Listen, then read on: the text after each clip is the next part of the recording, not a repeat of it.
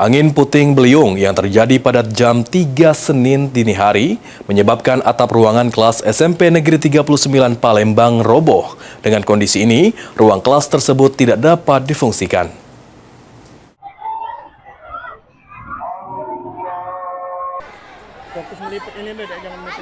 Satu ruangan kelas SMP Negeri 39 Palembang roboh diterjang angin puting beliung pada Senin dini hari. Dengan kondisi ini, 32 murid yang belajar di ruangan tersebut harus mengungsi ke ruangan lain.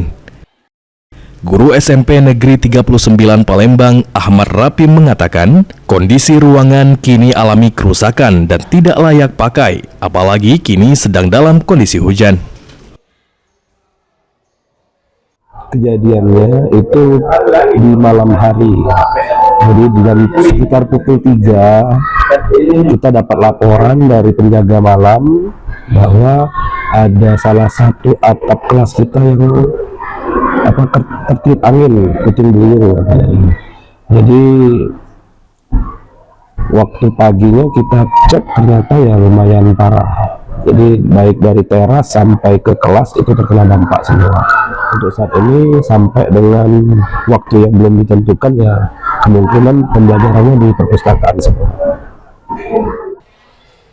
Dengan kondisi ini, salah satu siswa mengaku sedih melihat ruangan kelasnya yang rusak akibat diterjang angin puting beliung. Datang ke sekolah cukup terkejut melihatnya, cukup sedih dan khawatir. Untungnya itu terjadinya itu semalam. Kalau misalnya siang ada teman-teman takutnya tertimpa. Jadi sekarang belajar di mana? Di perpustakaan. Ada nggak harapan Diperbaiki dan lebih baik lagi.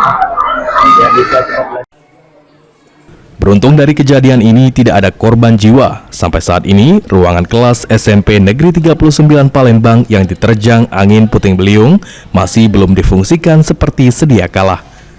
Muhammad Aidil, PAL TV.